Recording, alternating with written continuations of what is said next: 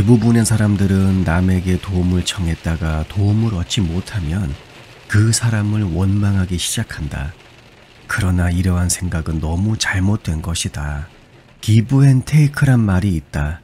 우선 주고서 그 다음 얻어라.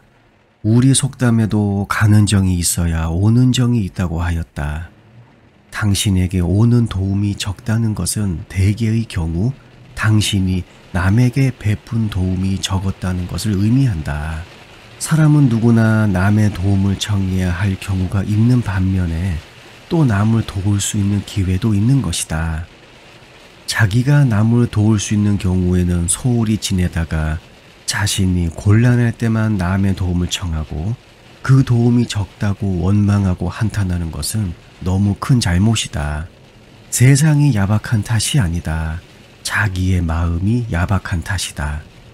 씨를 뿌려야 열매를 거둘 수 있듯이 대부분 남의 도움이란 내가 베푼 도움에 대한 보답으로 온다는 것을 잊지 말아라.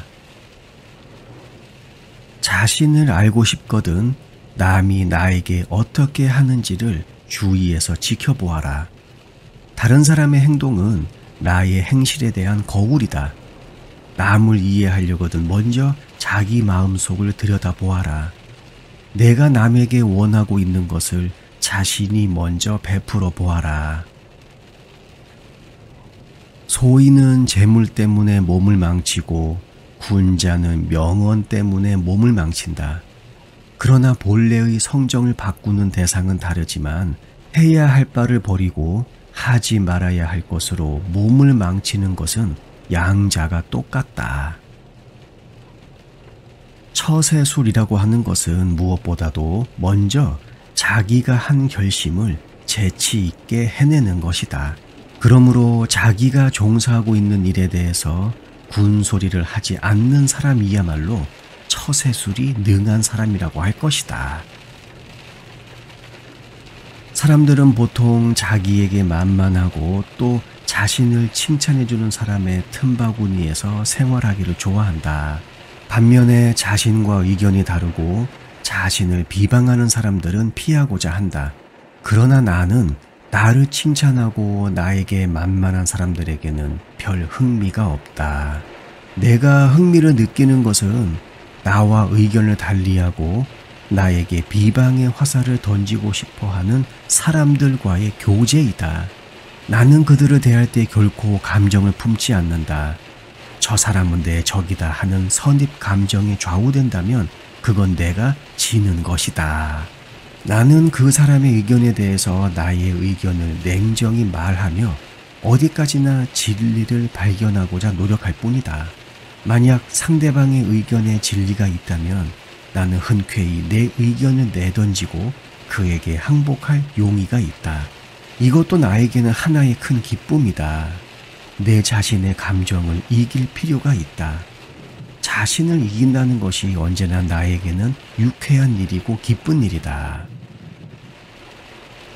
사람은 오늘만 만나고 다시 만날 일이 없다고 생각해서는 잘못이다. 어디서 어떠한 경우에 다시 만날지 모르는 것이기 때문에 누구에게나 은혜와 의리는 널리 베풀어야 한다. 내일 다시 보지 않으리라고 원수를 만들어서는 절대로 안 된다.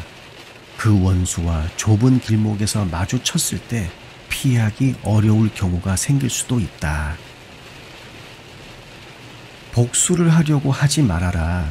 복수는 자기 자신을 그와 같은 위치로 떨어뜨리는 것이다.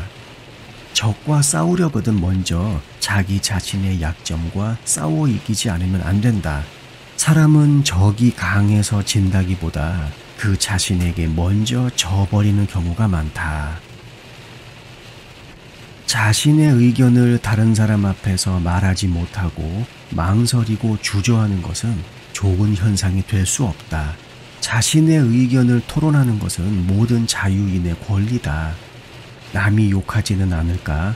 어리석다고 하진 않을까? 지나치게 남의 눈치를 보는 것보다는 차라리 어리석은 면이 나타나더라도 자신의 의견을 솔직히 표시하는 것이 사람과 친해지는 기회를 만드는 비결이다. 그 사람과 같은 입장에 서보지 않았거든 그 사람을 비난하지 말아라. 남의 입장을 충분히 이해한다는 것은 사랑의 첫 걸음이다.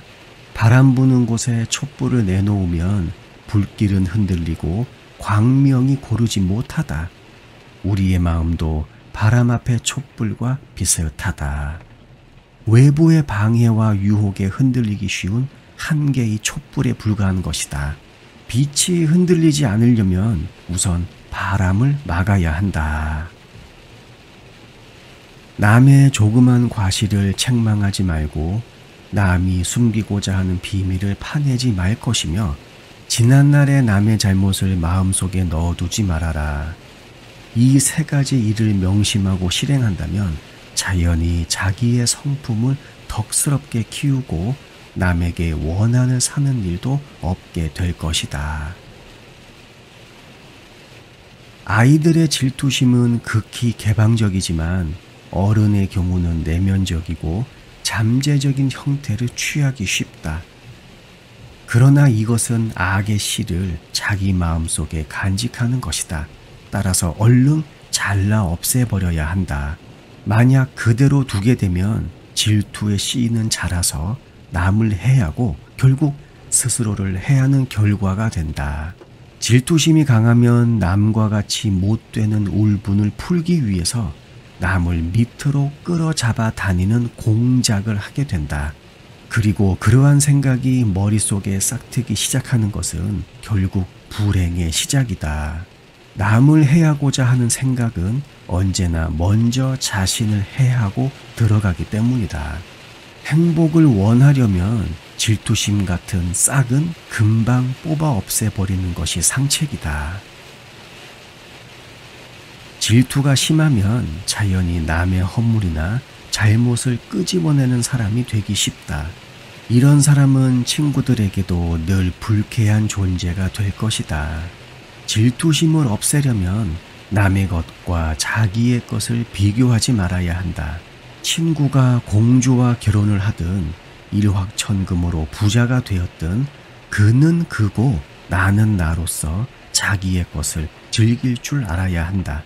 무엇보다도 질투는 자신을 불행하게 한다는 점에서 자애자중하는 마음을 발동시켜 물리쳐야 한다. 늙어서 나는 병은 이 모두가 젊었을 때 불러온 것이며 쇠한 뒤의 재앙도 모두 성시에 지은 것이다. 그러므로 군자는 가장 성할 때에 더욱 조심한다. 우리는 자기 자신을 감추려고 하지만 남들은 다 나의 인품이 어떤가를 알고 있으며 거울에 비치듯이 이쪽의 결점을 다 알고 있다. 남이 다 아는데 나 혼자 감추려고 하는 것은 정말 어리석은 일이다. 우리는 가장 친한 사람 가운데서 배반하는 자가 나오는 것을 늘 경험하곤 한다. 이와는 반대로 어제의 원수를 오늘은 친구로 맞이하기도 한다.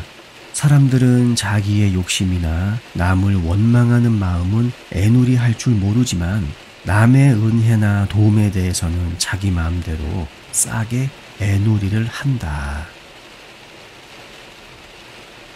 깊이가 없고 얕은 곳에서 오는 칭찬은 값이 없다. 남에게 칭찬을 받거나 하면 자기의 위치가 높이 올려진 것 같이 생각하고 우쭐해진다. 이 같은 착각은 절대로 삼가야 한다.